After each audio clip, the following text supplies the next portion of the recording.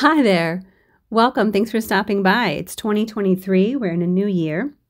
And I thought I would give it a try this year of logging each week what's going on our homestead, whether it's gardening, solar power, development projects that we have going on week by week. I just wanted to record what we're doing, what's working for us, what might not be working. We don't see ourselves as experts in any particular field. So we would be imposters, we think, to be giving you advice on what you should be doing, but we can show you what we're doing. There's a wide variety of homesteaders and homesteading setups out there, but for us, we are plant-based. Though we do have chickens, we consume their eggs. We use them for their help in the garden. And our children are going to be starting their third year this year of hatching and selling baby chicks in our community to earn money. Our family is not a huge family. Our oldest just moved out last month. He began his adult life out in the world. So there are now 4 of us living full-time on our homestead. Now, as far as gardening goes, January in Virginia isn't necessarily a garden growing season, but there's still jobs that need to be done. I eased into the new year by starting my week out by just inspecting my greenhouse and seeing if everything was completely dead after that really cold weather we had last month. I did some video research, learning some more about how to use the Farmer's Almanac and planting by the moon and such things. I went ahead the next day and cleaned out all the dead plants from the greenhouse and all the old plastic stuff that just was ready for it to be in the trash. I did weed out half of the ground beds, and my husband was also able to get the concrete poured around spigots, but I'm going to show you that at the end of the video.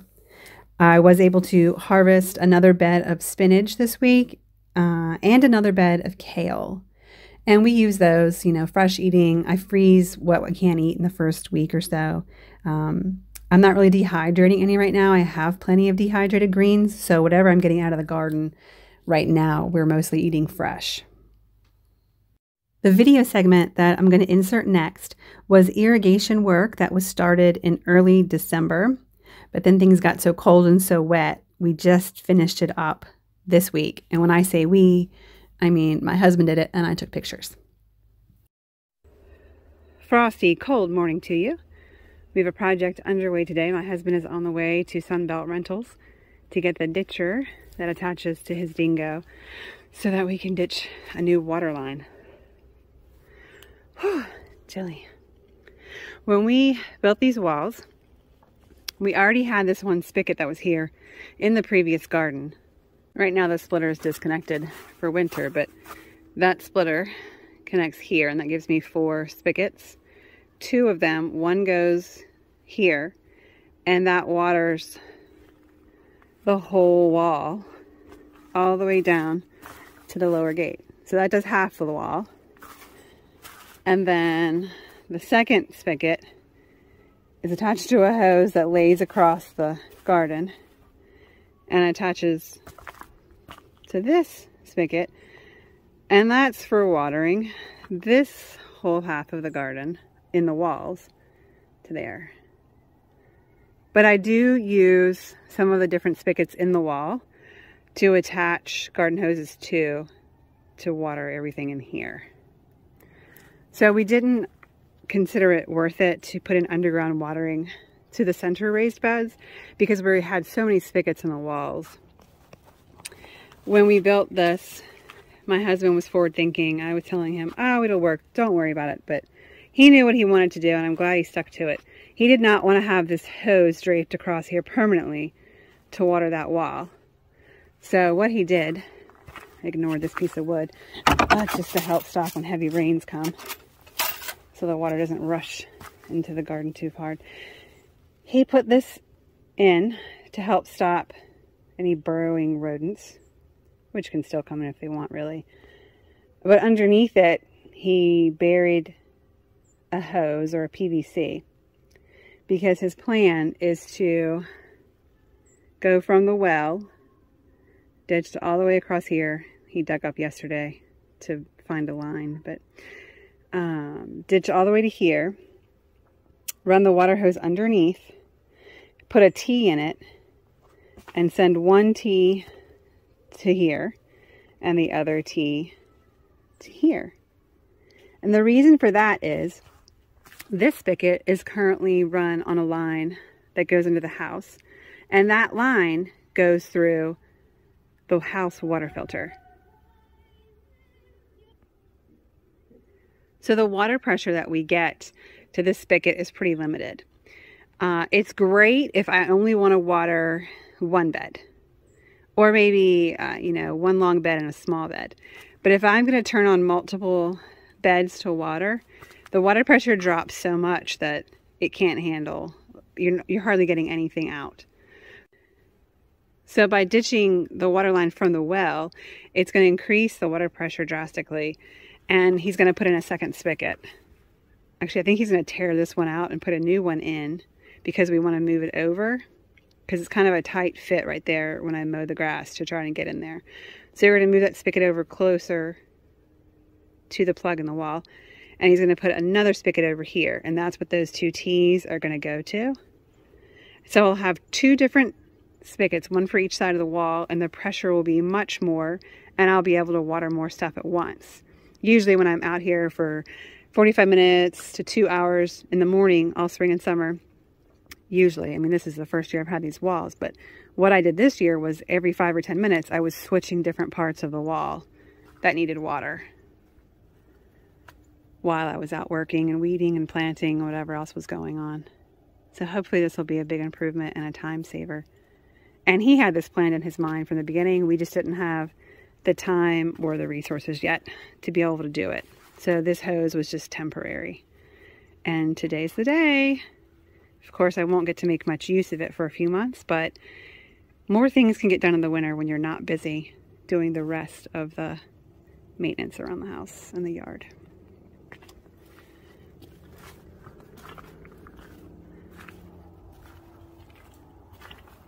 No more strawberries, but they still look pretty. Little frosty. Ooh, little frosty.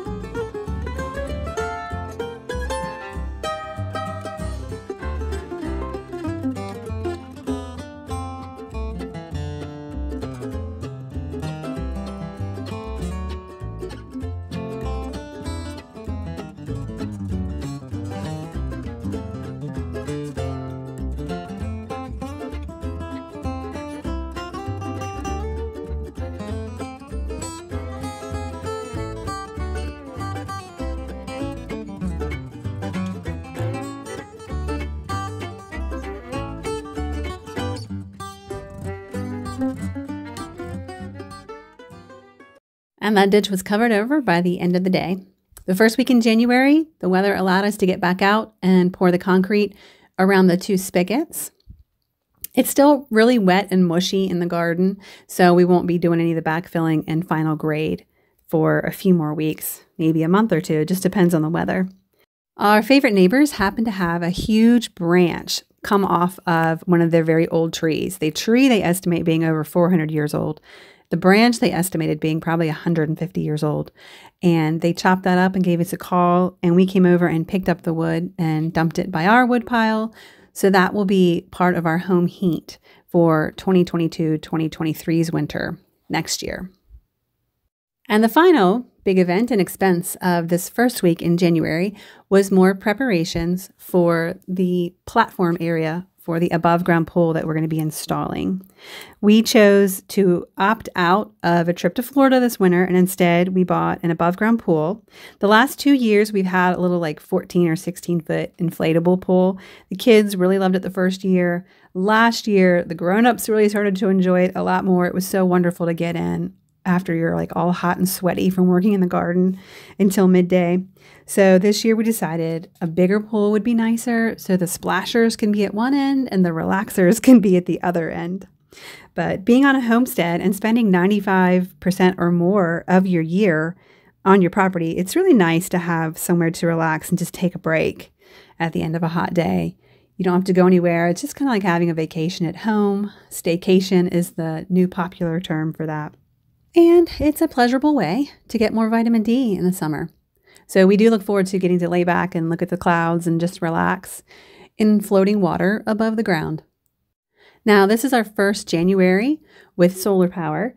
We did spend the first 3 days of the year back on grid power because my husband was switching out inverters and testing a new set that he bought, which he ended up having problems with and we're going to return.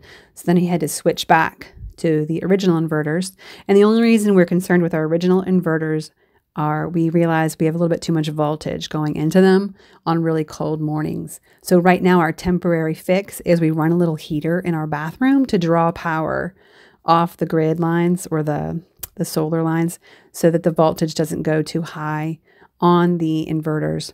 But we're just dealing with that for now until we can find an inverter that my husband can trust to not have feedback issues on the house. But so since then, we're 100% off the grid. We have our wood stove for heating our house. Our house is around 2,000 square feet, give or take 100 or 200. And we use solar for everything else. Some days we line dry clothes. Some days I have a line dryer in the house that I use, and the wood stove helps to dry that. But on days when I'm just running behind or I've got too much to do, or it's just too cold to want to go outside, I will use the dryer on the solar power, and it works just fine as long as I'm not using a bunch of other heavy pullers at the same time, like the oven and the water heater, things like that. I have to be cautious what I use all together at once. But that's where we're at with our solar. Looking forward to the rest of January. I hope you are too, and I'll see you again soon.